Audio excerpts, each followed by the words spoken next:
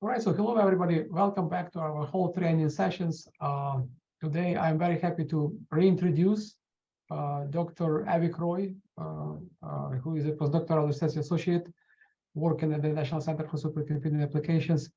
Avik already gave a presentation a bit earlier on physics-informed AI models, and so today he's going to talk about explainable AI. So Avik, please take it from here. Yeah, thanks, Vlad. So in this talk, we're going to talk about the basics of explainable AI and how it is applied in the context of deep learning models. In the first half of this talk, I'll be basically introducing the different techniques of XAI and how it is used in the context of a very simple uh, exploratory data set, and then in the later half I'll be presenting some results that we have put together in this paper here, and also all the results from this paper are available in this GitHub repository where the notebooks there are. Anyone should be able to run them. Uh, the results from the first half of the talk will also be put in a GitHub repository, and I'll be making them public. I wanted to do it before the talk, but I didn't manage to brush it up and clean it up a little bit. So yeah, probably in a day or two I'll make that happen, and this should be available with the recording uh, and later the slides. Okay, without any more delay, so let's talk about why explainability is important and why it is relevant. So neural networks are often treated as black boxes. So in almost any kind of neural network built application that you might think of, the standard procedure is you have some input features, you define a model, you train it, and you minimize some loss function while training it. And once uh, your training is done to a level of satisfaction, you eventually use that model for inferring those outputs for other previously unobserved instances, the test case, or for whatever reason that you're interested in.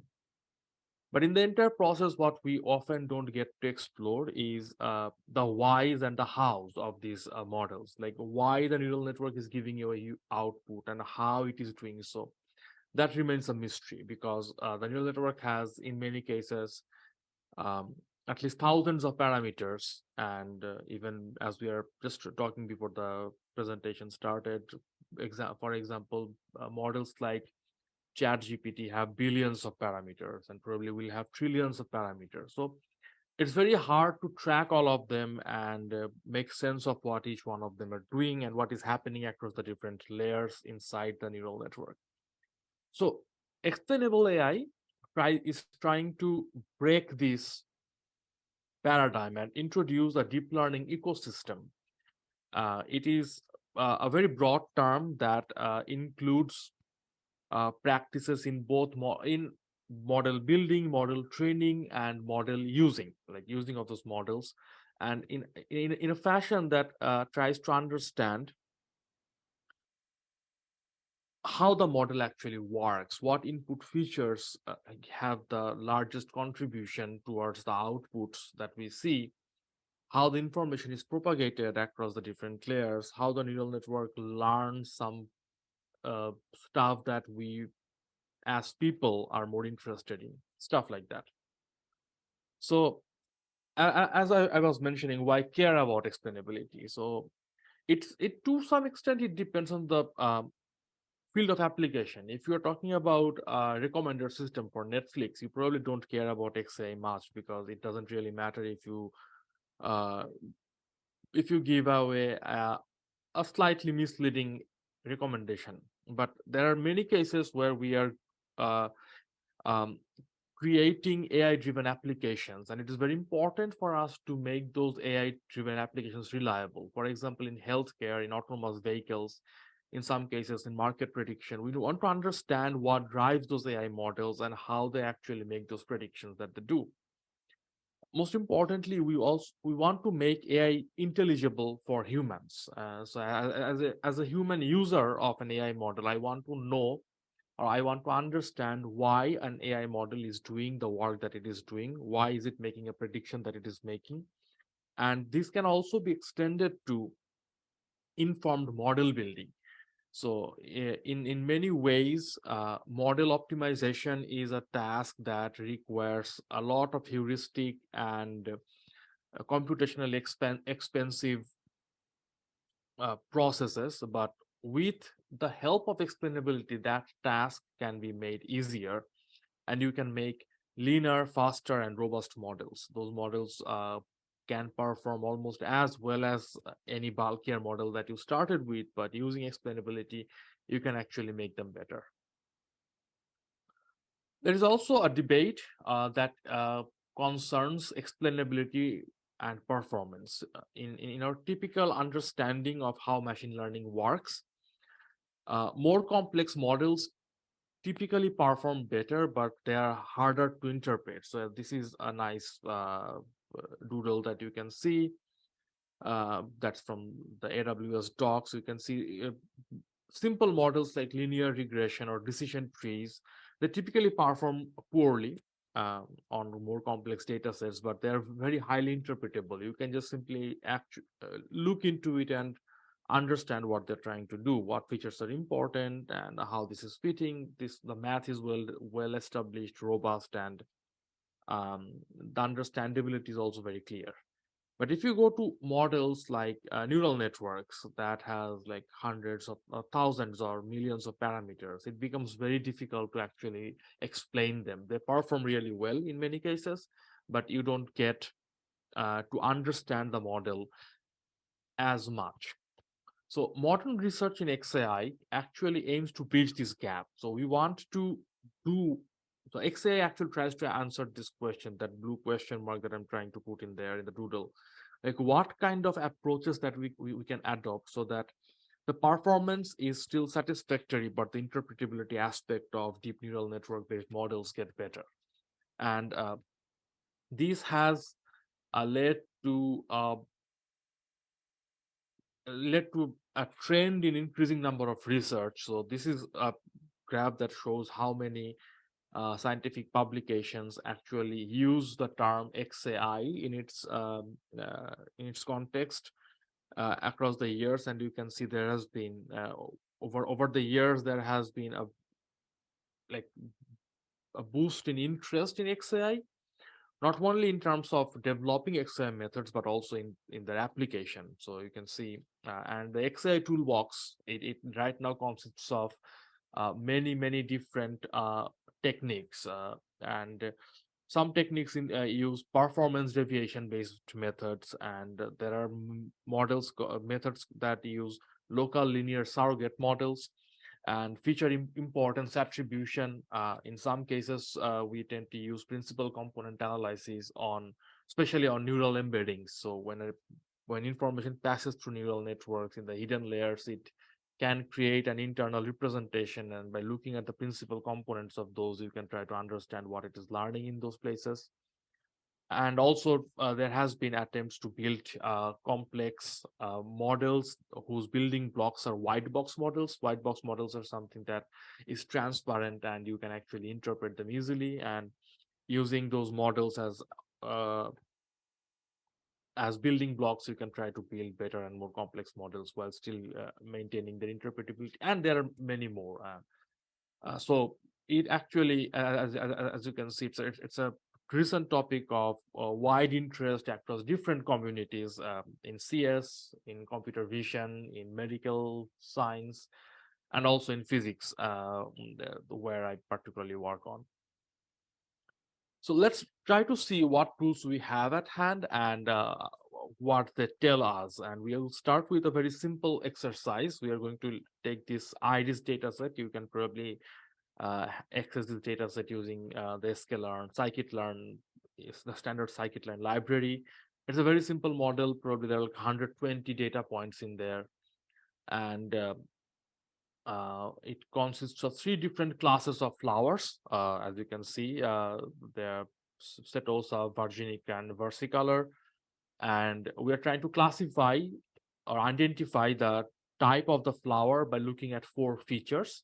These features are the width of the petal, the length of the petal, and the width and the length of the sepals. And this is the distribution of these features across different uh, uh, categories and you can see these features are also quite well separated. By just looking at some of these distributions, you can tell apart intuitively like what the flower can be, and the machine learning models will probably do a little bit better than what we can do just by looking at it.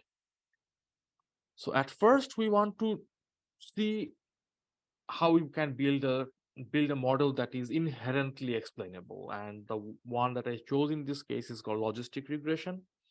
So it's basically we are trying to use a linear model to predict the logit value for each class. So this k subscript in this equation represents what class you are talking about, and you are using a linear regression model to find the logit value and eventually use a softmax transformation on these logits to identify the class probabilities. And when training this model, the data set is standardized, which means we get rid of the scale effects. We so for all the features, we subtract the mean value of the population mean and divide by the population standard deviation, so that we can actually um, uh, we don't have any scale dependencies in these particular beta coefficients that we look at. And in that case, by just looking at the beta coefficients, you can tell which feature is important for which class, and you can see the beta coefficients for the different features here. And you can see right away that the Virginica type of uh, flower has larger petals, petal lengths and widths. So the corresponding coefficients are larger there, which allows you to gain a large positive mass when you have in favor of that particular class. When you get a data instance of larger petal length and petal width, and Setosa has smaller petal lengths and widths, and therefore you get still large but negative values, because after you standardize this data, these peaks for this petal length and width for the Setosa type of flower gathers negative values. It's on the negative side of the distribution. So again, with negative coefficient, large negative coefficients and large negative inputs, you can gather positive large positive logit value for the particular class, and that allows you to distinguish between those. And the other features distributions, the other two, they kind of get mixed uh, importance distributions based on what class they are, but you can guess the basic sense that by just looking at this model, you understand what this model is doing and how it is performing well. A second class of explainable model, since it's a classification problem, will be to actually training a decision tree.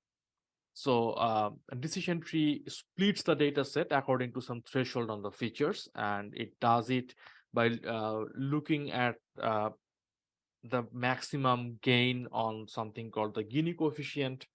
It is basically a measure of how much information you gain by doing that split, or how much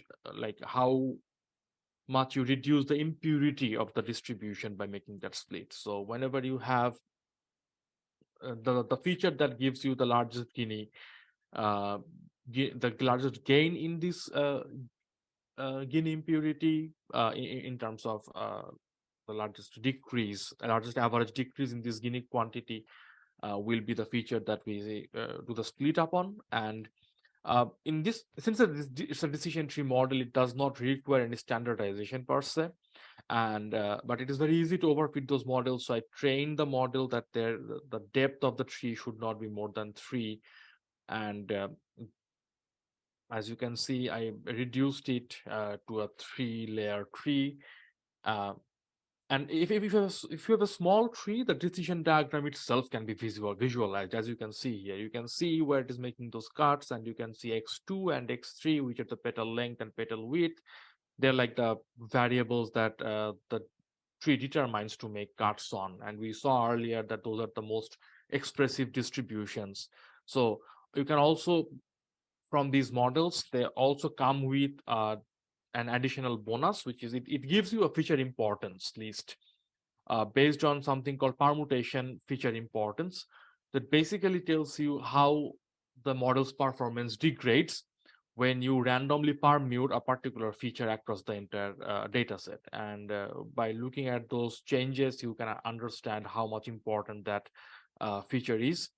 And you can see since this model only splits on x2 and x3, that's petal length and petal width, it only assigns large scores to petal, the noticeable scores in petal length and width, but nothing on the first two. So you know what this model is doing, which feature is important for this particular model. And it's a simple, it's explainable, and since it's a small data set, it performs quite well as well. So yeah, this is a lesson to take, like instead of when we're trying to use machine learning as a paradigm for problem solving, the context of the problem, the nature of the data set is a very important thing to consider, what kind of model you want to use. And always, if you think that for a given data set, a simpler explainable model is sufficient, we should always opt for this because we have more confidence on these models, and these models tend to be more robust in terms of their performance as well. Okay, now let's go deeper. Deeper in the sense that let's try to see what happens if we have a neural network based model here. So we are going to use a very simple, the simplest version of all neural networks, a multi-layer perceptron. It has 4 inputs, and we standardize it again to get rid of any scale effects. We use one hidden layer with 16 nodes, and the corresponding activation will be ReLU activation. There will be 3 outputs for the 3 different classes, after which there will be softmax layers to convert those outputs into probabilities. And altogether, this model has 131 trainable parameters. So you can see that even the simplest uh, possible MLP that you can use, you increase the number of parameters. You take the number of parameters to hundreds, where the other model, the logistic regression, had simply 9 or 12 parameters. So this was trained with an Adam optimizer with a learning rate of 0.01 and optimized by minimizing the cross entropy loss. And once this model trainings converged, we are trying to explain this neural network at this moment. We're trying to see what this model is doing. So one approach that is particularly popular with tabular data as well as classification problems is explaining the neural network with some performance deviation metric. So at the end, we all care about the performance of the model. In this case, we are taking the accuracy of the model, how accurate this model is in predicting the class. And so we can see how much this accuracy actually changes when you mask one feature at a time. So what happens if you mask the sepal length feature, and how do you mask this feature in the trained model? So each input in the data set is replaced by its population mean. So you take the population mean of the sepal length and you replace by that value in the data set, and then you get the inference values, and based on those, you compare those outputs with the baseline outputs where you have all the features intact, and you see how the accuracy changes. And for each feature you can get a metric of the change in accuracy, and you can plot that value to see which features are important. And as you expect, it's pretty fast, and it's the most simple way of doing this thing.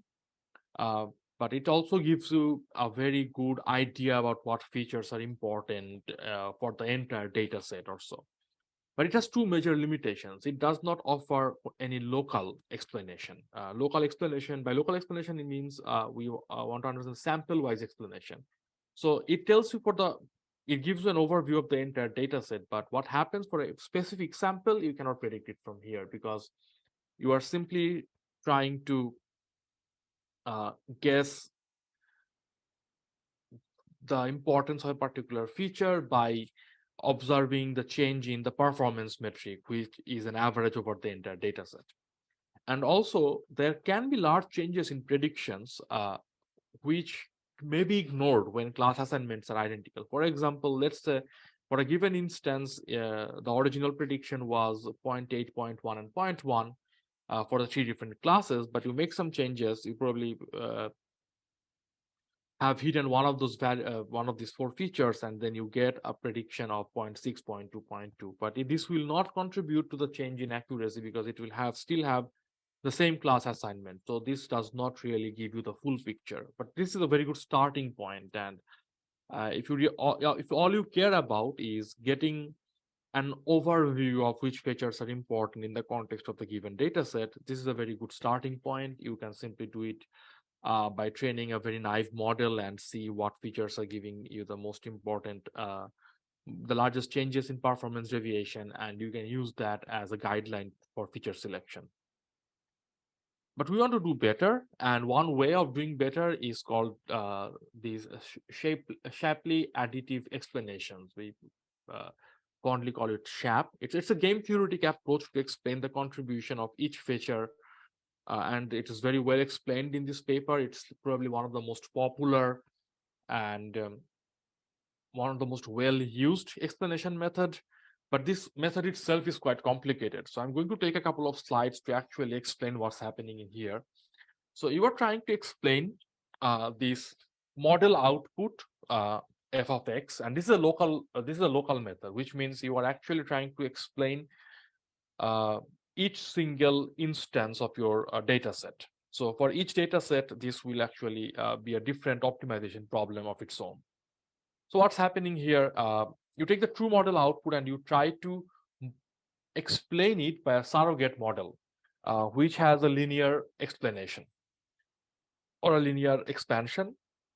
So you take your x and you convert it into these binary variables z. So z belongs, for each feature in your x, you assign a value of 1 or 0 to the corresponding input by deciding whether that input is present or absent in your explanation model. And then you try to predict that surrogate model using a linear expansion, where the first term is actually the model average. So when no input is present, when all your z values are 0, the model is going to predict something, and that's your model average for that particular data set. And when other inputs start kicking in, you have an assigned score for each one of them. So when all of your variables are present, all your zi's are 1, the summation of those phi I values and phi 0 will actually give you the true output, or something very close to the true output. And these phi I values are actually the importance metrics, the SHAP values for each of these inputs for that particular instance. And how this phi I is calculated? It is calculated using the equation that is given below, which I explain better in the next slide. So here you can see we are actually trying to take a weighted average of that particular feature's marginal contribution over all possible subsets that does not include that particular feature. So you can think of the first, let's say the first feature is you want to find the importance of that particular feature. In that case, you take all possible subsets where you exclude the first feature, and then you take the value of the function after including that after including the first feature, and you subtract from that the functional value without that feature for all the corresponding subset. And you can you have to do it for all possible combinations. So there is a combinatorial scaling factor that serves as a coefficient in there. So this gives you the importance value of this phi I, this ith feature that you call phi I.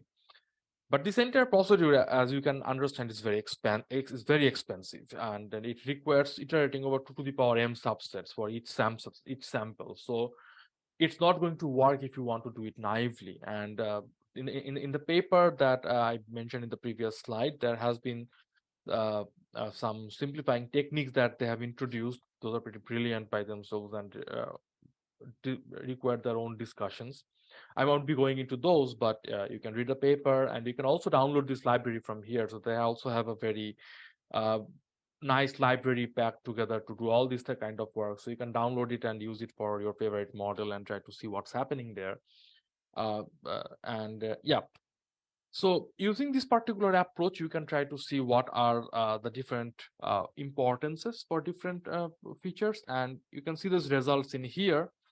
So we separate the explanations for the three different classes here, and you can now actually in the left column you have an average of over the entire data subset. For example, uh, the first figure actually uses the setosa samples and uh, tries to see what is the mean SHAP value for each of those different features here, but you can also actually see their relative contribution in a sample by sample basis.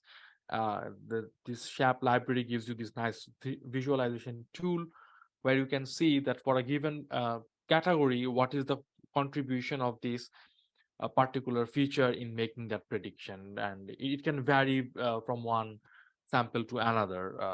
But overall, if you're interested in the global explanations like the one here, you can see how different features are contributing in this.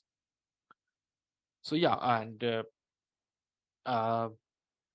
finally, we're going to explore another method called layer-wise relevance propagation. It's a little bit different from what SHAP does, but the underlying idea is same.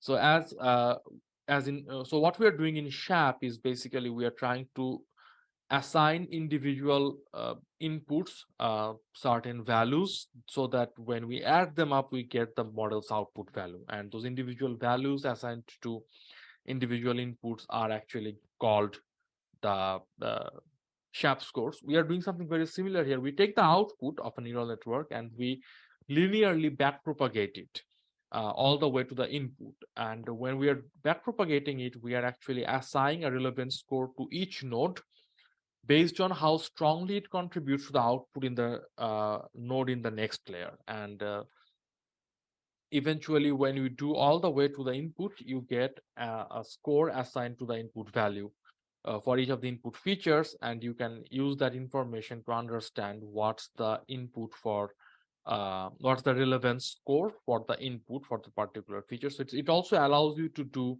local explanations because you do it on a sample by sample basis. For each sample, you assign relevance scores that even to the inputs that eventually sum up to the value of the output there.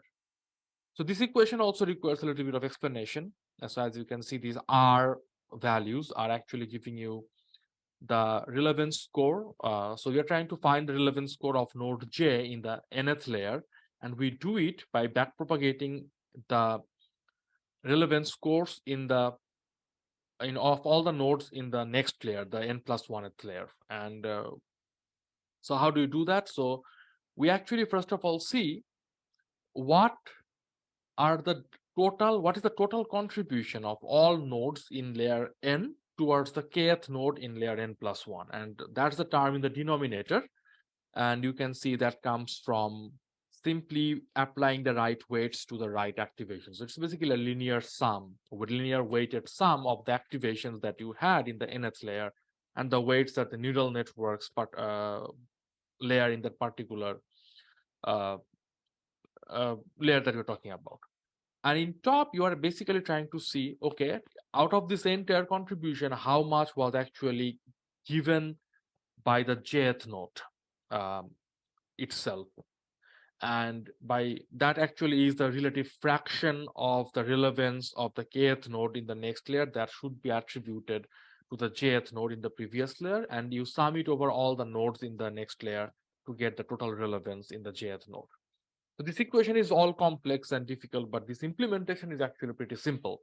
You can actually use the existing PyTorch or TensorFlow's AutoGAT functionalities to calculate these um, uh, coefficients and eventually backpropagate it. So the implementation is like literally 4 or 5 lines of code to do it this way. So it's a very fast technique compared to SHAP, but it has its own issues. For example, these are the different the mean relevance score over the subsets of the data sets that we are seeing.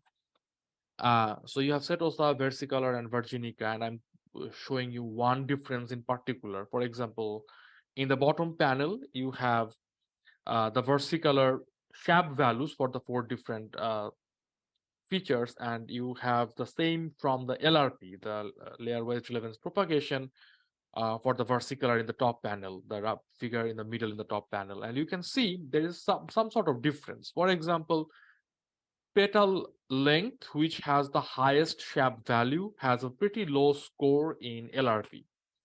The same thing happens with petal width, which has the lowest score with LRP, but a pretty large score from SHAP. On the other hand, sepal length, that you can see, which is the lowest ranked variable in SHAP scores, gets the second highest score in LRP. So why is that happening? What's this difference, and which one to trust? So this actually calls for understanding what's happening between these two methods and why are they different. And we can actually try to understand it by looking at what's exactly happening. What are the two different methods trying to calculate? So in SHAP, we always try to calculate the deviation from the mean behavior. If you remember the SHAP equation, you had a phi 0 term, which is like the mean value, the average over the entire data set. And each term is giving you how much you get away from the mean value when you are trying to include that particular feature. I'm sorry. On the other hand, LRP does not reduce or subtract this mean behavior relevance from the what you see. So in LRP, what you have is f of x, which is the output. You distribute it across as relevance scores for the entire inputs. And you can do a little bit of trickery here. You can actually try to expand this value, this function, as a Taylor series, where you replace one of the inputs with its mean value. So you have this x backslash k, or let me call it x minus k. This x minus k is a modified data set where you keep all the values of the other features same, but you just replace the kth value by its mean value over the entire population. And then you can do a Taylor series expansion, the first term of which will be actually the gradient with respect to that particular value and the deviation from the mean value. So you can see that there is a term in f of x which accounts for the mean behavior relevance, and it becomes clearer in here. So you can see, as I showed you in the previous slide and repeating it here, this f of x has a term that this green term here is actually your differential relevance. It's actually is the contribution of including that particular term away from its population mean. And in this particular f of x minus k, which is the relevance, which is the model's output, in the particular case where your features are uncorrelated or weakly correlated, you can expand it by assuming that your relevance scores for the remaining features remains the same, but the relevance score corresponding to this particular feature is actually replaced by its mean behavior relevance. So this mean behavior relevance, in a case where your features are weakly correlated or uncorrelated, you can calculate it all at once by simply replacing all the values in your data set by the corresponding mean values, and you can see what is the corresponding relevance of each of the features, and that gives you the mean behavior relevance. But the differential relevance is a more exact evaluation. You simply do these two forward passes where you include the feature, get its value, and then from that you subtract the value of the neural network's output when you do not include this feature or you mask that feature.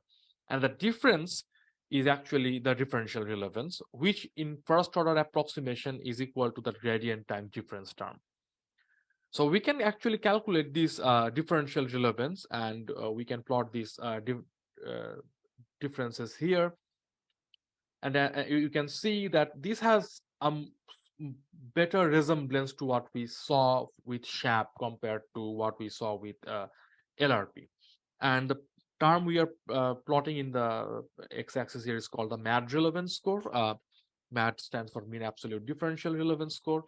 And actually, this differential relevance is one of the leading terms in the SHAP scores. If you go back to the equation and compare it with the differential relevance equation, you can see we're actually taking one of the leading terms for including that particular feature in the data set.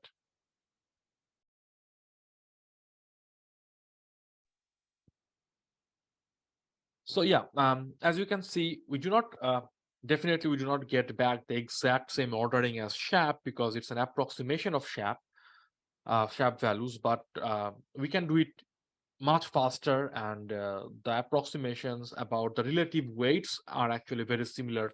The relative distribution of these features are very similar between what you see with MAD relevance and SHAP. So this is kind of a summary of what the kind of tools that we have. There are many more tools, of course. There are certain dedicated tools that try to interpret and explain graph neural networks and also transformer-based models, but those are still in the machine learning literature. Those are still something that are being built right now and does not quite scale well or does not are not always quite robust. So this is a series of experiments and explorations that are left there. But now let's take a look at a more challenging data set, the one I was mentioning before. As the next half is going to be more about the kind of results we get when we apply these methods of explainability on a real data set that is used in high energy physics. So we are looking at some particular type of objects called jets at the Large Hadron Collider. So a quick introduction of the Large Hadron Collider is the biggest machine built by humans to explore the tiniest secrets of the universe. And what we do there is basically take protons and we speed them up to near luminal speed. I think there should be 6 nines before the last one there. So it's like 99.9999% of the speed of light. And we collide those protons that creates an environment that is similar, that energetically that is similar to that of what we saw right after Big Bang. And when these collisions happens, the interactions between the particles that come out of it is actually what we try to measure using these multi-purpose detectors. The one I work with is called the Atlas experiment, which is an onion-shaped multi-layered detector. It basically what it does, it measures the energies and tracks of different particles that come out of these collisions. And one certain set of particles that we're interested in here is called jets. Basically, jets are jets are actually collections of particles, and we see them as clusters of energy in our detector. And in the left diagram, in the diagram in the right, you can actually see a real collision that has happened like a few days ago in Atlas, where you can see the beam line, the horizontal line that is going in and out of the picture kind of, and you can see the different conical shapes and the different lines that are coming out of those collisions. These are the particles, and the conical shapes are typically what we consider as jets. And you can see a cartoon of how jets might be formed in a typical LHC collision. In the left, you have the protons coming in, and it creates a bunch of other particles. And via their interaction, you get this cluster of particles that eventually can be identified as clusters of energies that we call jets. So basically, each jet is a collection of particles, and we can measure those particles, and we can also measure those jets themselves. So one of the classic problems that we deal with in high energy physics is called jet tagging. Basically, it's a classification problem for the jets, and these jets can emerge from many processes. For example, in the top right, you have a jet that is being generated from quarks or gluons, like light quarks and gluons. These are like, you can think of them as the background processes in proton-proton collision that actually gives away these many of these jets in your detector. And a certain type of jet that we might be interested in, which is different from this quark gluon, is jets that come from top quarks. So top quarks are a type of particles that are produced in these collisions, but they're very heavy, so they decay quickly in a certain pattern. And once they decay, they can also produce jets, and we can identify those decay products as a jet that represent the top quark itself. So given a data set that we have a simulated data set with 2 million jets that has like 1 million of these quark gluon or QCD jets and 1 million of these top quark jets. And the idea is to, based on the information that we have in this data set, we want to find out which jets are QCD jets and which jets are top quark jets. So that's the problem we are looking at. We call it top tagging because we are trying to identify top quark type of jets. So what do I have in this data set? You can download this data set from the Zenodo entry. Basically, for each of these jets, it's a collection of particles. It's a point cloud type of data where each particle comes with information about its momentum in 3 directions, X, Y, and Z, and energy. And for each jet, it can include up to 200 particles. So if it doesn't have 200 particles less than that, the remaining entries are zeroed out. But if it has, it can have up to 200 of these particles included in there. And some of the quantities that I'll be showing in the next slides that we actually use to training the data are derived from these quantities. For example, this transverse momentum of each particle is calculated from the X and Y components.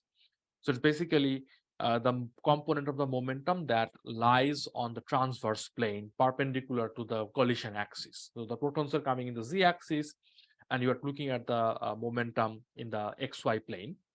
Then azimuthal angle is basically the angular difference between the Y and the X component, what angle that particular transverse component makes with the X-axis is the zero of the X-axis. And something called a pseudo rapidity. It's a measure of basically the longitudinal angle, and it's calculated. But this quantity is more appealing to physicists, because this quantity has certain features that respect certain symmetries, and it's a more sensible quantity to deal with. But it's basically, in a way, it's a transformation of the longitudinal angle, the polar angle in the three-dimensional coordinate system that we are talking about here. And it is obtained by doing this this nonlinear transformation of the energy and the PZ, the Z component of the particle. And also for the jet that is actually made up of all these particles, you can also calculate these quantities for the jet itself. But to do so, you actually have to calculate the energy and the momentum of the jet itself, and you can do it by a scalar summation or a vector summation of the corresponding quantities at the particle level. So you take the particles, you add the momentum vector for each particle, and you get the jet's momentum vector, and you add the energies of the particles, and you get the jet's energy. So that's what we have in the data set. Now let's take a look at a very simple model. It's the simplest model that has been used, simplest machine learning model, of course, or neural network based model that has been used to identify these jets based on the quantities that we have. So in this case, we use the PT, eta, and phi, the 3 quantities I introduced in the previous slide, of the top 30 jet constituents, top 30 particles in there. And we do some pre-processing. First of all, we rotate these quantities in a way so that the highest PT constituent, the particle that carries the largest transverse momentum, it lies along the 0, axis in the eta phi plane. And also we do an additional rotation in the eta phi plane that aligns the second highest constituent along the negative phi axis, so that it has the negative value of the phi.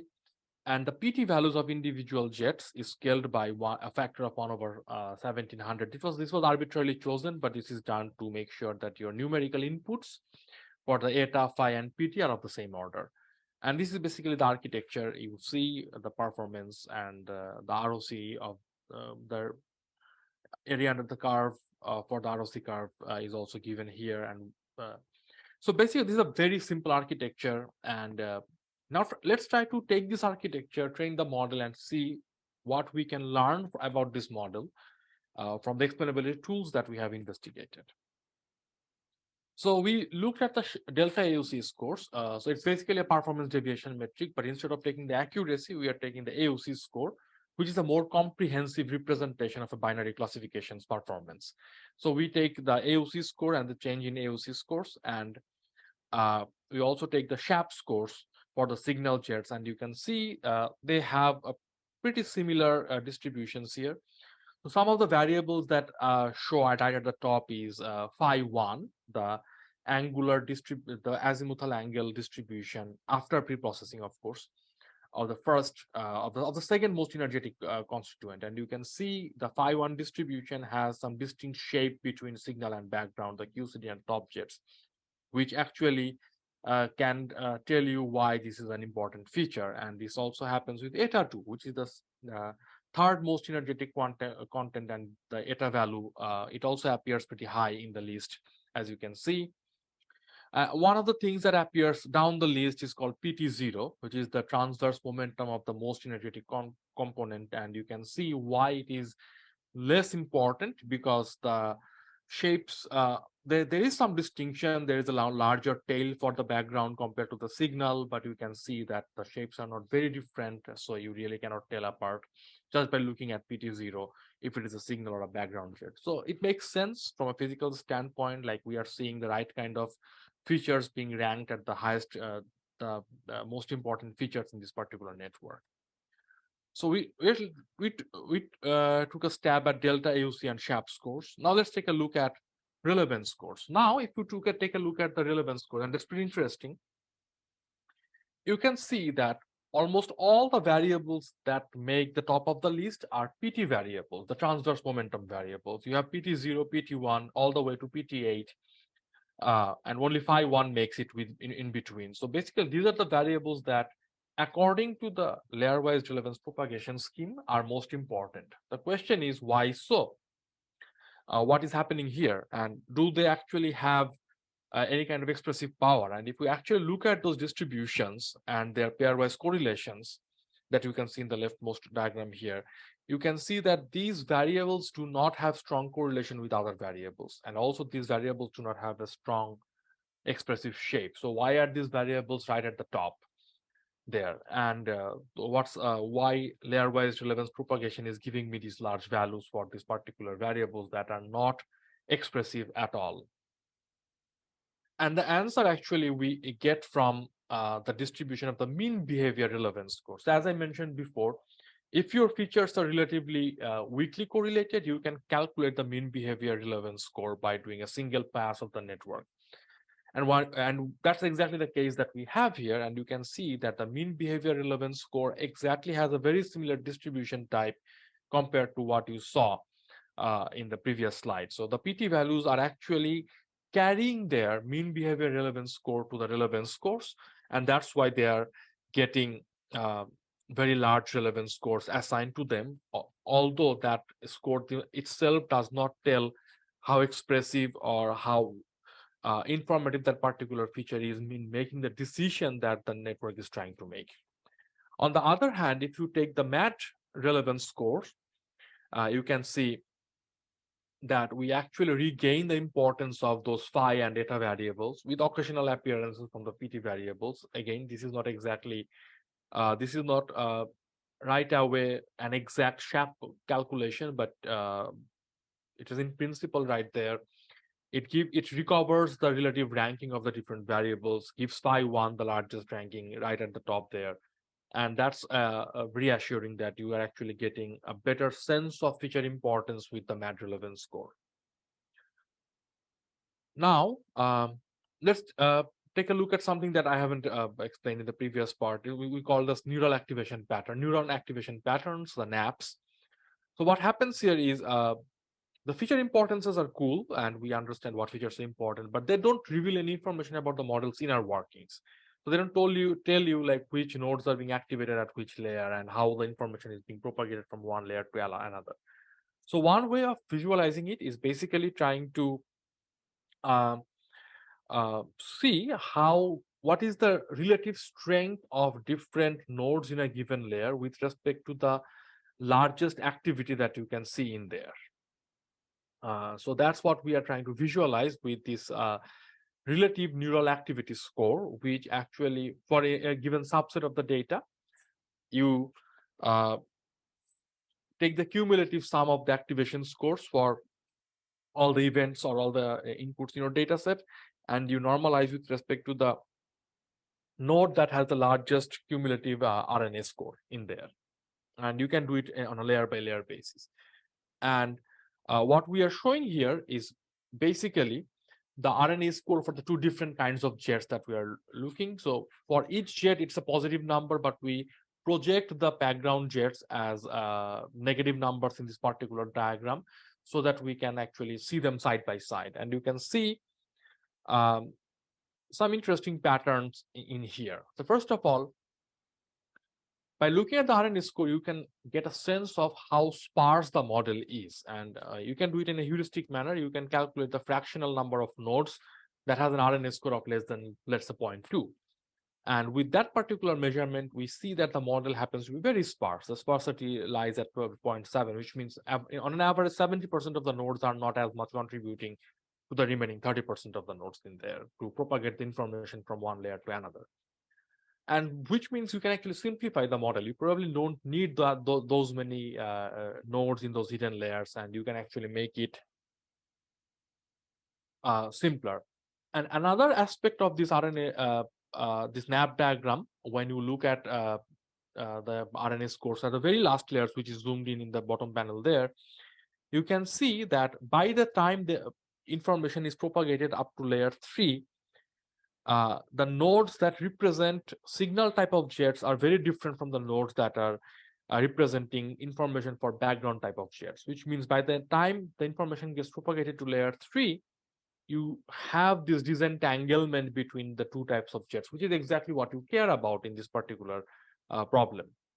So what you do, you right now know that layer 4 is simply recombining these into two more variables and doing something that you don't really need to do.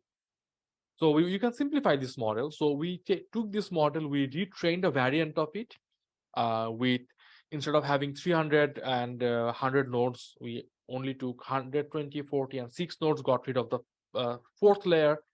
We got the exact same performance, probably slightly better as well in terms of the AUC metric, but the sparsity got reduced from 70% to 59%, which means you got a leaner and better model that performs almost as the same, but the information, that model will train faster and converge faster, and there is less volatility in the model during the training process because you have reduced the number of parameters in there. Okay, we are now going to a little bit of advanced model, which is called the particle flow network. So the previous networks used a simple DNN, but right now we are going to create a model that takes in the individual particle level inputs, creates a representation of them using a neural network called this phi network here, and then sums over all the particles for a particle jet to create a jet level representation, and uses that for and passes that to a different network to create the classification, to do the classification itself. So it's basically, it's a deep set architecture. It's invariant under the permutation of the constituents. What you do is basically you train the first network to create particle level representation, and then you sum over them to get a jet level representation and use that in your final neural network to do the classification. And it works quite better than the previous network. As you can see here, it's one of the networks that is still considered as a benchmark for comparing state-of-the-art results in this kind of top-ranking problems. But we're trying to understand what's happening inside this network using the tools that we have seen so far.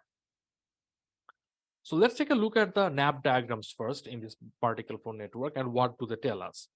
So by looking at the NAP diagrams, you can see the last layer of the phi network is basically the latent space representation. It does the representation on a per particle level, and you can see that it's almost white, like for most of the nodes. So it's basically very sparse, which means the information in this latent space is actually confined to a smaller subset of these nodes and nothing more than that. So what really tells us is that we are actually training a model that has a very large number of redundant dimensions in the latent space. Also, if you look at the NAP diagram for the F network in the right, you can see the very first layer actually has much, it is not as busy as the next two layers there. And you can only see the disentanglement happens at the very last layer, but the first layer is relatively sparse. So this gives you an insight, okay, I can make this model better or leaner at least by reducing the size of the latent space as well as reducing the number of nodes that are taken into the first layer of the F network. And we did that exactly. And you can see that the performance metrics are almost as same as compared to the baseline, but number of parameters is almost halved but when you do so. So this actually again reaffirms that even with a little more complex networks, the snap diagrams can be very useful to identify the network sparsity and re-optimize them. Okay, so let's take a look at the PFN's latent space. And as I mentioned, the latent space is created by taking the first network and using it to do neural embedding for the particle level inputs and summing over all the particles. So you have a 256 dimensional for the baseline model latent space that you can actually see here. And to understand what are the important latent space features, you can use the delta AUC or the MAD relevance scores, and it gives you an idea about what features are relevant. And when you do so, you can actually see that the features that are considered important for background or signal jets are kind of have an overlapping pattern. The same set is considered important for background and signal. And then it remains the question how the latent space is actually embedding the information about the jet class. And you can see it in the right side. It's actually quite evident when you actually understand the correlations between these latent spaces in these latent space dimensions. So for the background jets, the structure of the correlation matrix, you probably cannot read the number right here, but you can see the color densities and you can have an idea like the correlation pattern for the QCD jets is quite different from the correlation patterns what you have in the top jets. And that is exactly what is embedding that information. So we have to disentangle these correlations to actually find out what kind of information is embedded in the latent space. And we do it using a very basic tool, like right out of the data science textbook called principal component analysis. So we have this 256 dimensional latent space. We ordered them according to their delta AUC score, and we take only 95 of them and discard the remaining ones, which has a cumulative drop in AUC of less than 1%. So we take the first 95 dimensions and we do a latent space. On this latent space of the 95 dimensions, we actually do a principal component analysis, and we only look into those components that account for up to 99% variance in the data. So we take, and for that reason, we found that 37 principal components are enough. So if you look at the top principal components, you find some amazing features out of it. So for example, you're looking at the first two components here. And the first component, ZPC0, this shape, as soon as you show it to a particle physicist, they will remember this looks something like a mass distribution. Not quite sharp as the mass distribution itself, but has a strong similarity to it. And you actually can see in the diagram in the left here that the jet mass distribution for signal and background has a strong resemblance to what you see for the principal component in there. And when you do a scatter plot between the principal component 0 and 1, you can see how they actually untangle the correlations. You can clearly see a separation between the background and signal events in these principal components. So that is actually telling you that it indeed was in the correlation between these different variables in the latent space that the network learned to disentangle, and eventually you can see it from the principal components right there. So that has been quite a bit of results and talk, but quickly summarizing what we have learned. One thing that is pretty obvious and sometimes something that everyone should keep be mindful about is model interpretation can be very tricky, and results from existing methods can diverge. So we cannot do the same mistake that we do with the models themselves. We can take the models as black boxes, but we should not use our explainability methods as black boxes themselves. That would be counterintuitive and not so productive in the sense that in sense of what we're trying to gain here. And just like models themselves, one size doesn't fit all. Model interpretation, the tools that you use, the methods that you actually look at, you might have to you have to understand what methods give what kind of output, and in the context of the data set and the model that you're using, which one makes most sense. And explanations should be dealt with carefully, especially when you are dealing with something like layer-wise relevance propagation.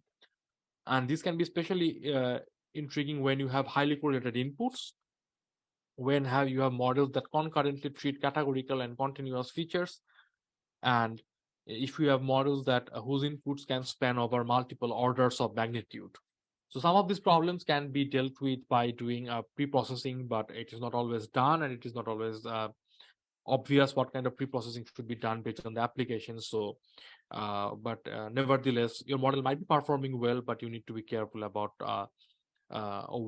how you are interpreting those explanations that you get out of these XAI methods, especially if you have this kind of uh, features in your model and data set. And we also saw that RNA scores and app diagrams reveal important insight into models' desired complexity. So the question, one thing that we could be asking is, can you actually use that information for in situ model optimizations? Instead of training a model, understanding its sparsity, and going back to retrain it, can we actually use that information, something like a dropout sort of layer in there, and use that right away to tune the model as we move forward with it.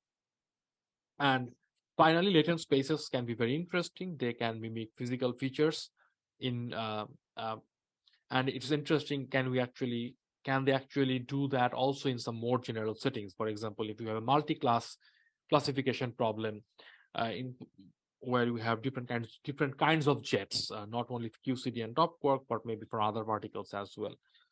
And also, the final point would be the interpreting more complex models like graph nets or transformers. They might require better techniques, more evolved techniques, and more robust techniques. That is something that we are looking into and using. This is actively looked into not only by us but also the entire community of researchers that look into explainable AI, and probably will have some very interesting results down the line that can explain very large models like ChatGPT as well. So yeah, that's all from my side, and thank you for patiently listening to my talk. Thank you. I don't know if Vlad is there, but if you have any questions, please let me know.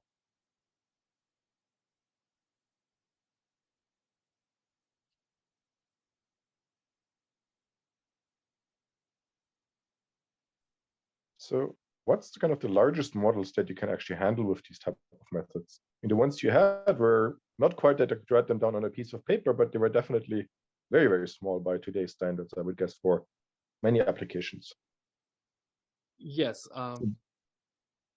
Some of the models that we have, we are looking into. So when we started this work, we actually deliberately started with smaller models, because one thing that we really wanted to see is we wanted to understand the metrics, the XAI methods better, and we did not want to convolute the complexity of the model itself with the complexity of these methods. But it has been shown, for example, the SHAP method has been used for pretty large convolutional networks, and also LRP has been used for very similar conv nets.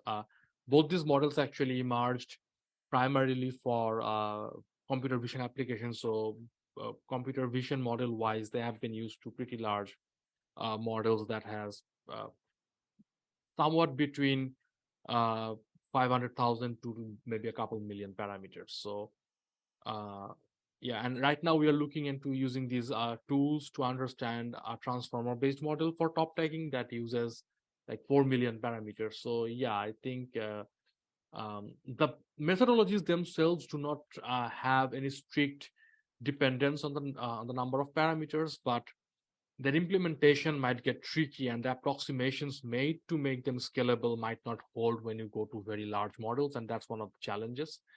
So yeah, this is being actively looked into. Yeah, Karthik asked that will the slides be available for reference? I think so. Uh, I I think Vlad would have better answered it, but I think these presentation as well as the slides will be made available through NCSA web page. Uh, yeah. Yeah, thank you everyone once again for joining and listening to my talk, and hopefully you'll find that interesting. And if you have any questions after the meeting as well, please feel free to reach out and we can definitely discuss ideas.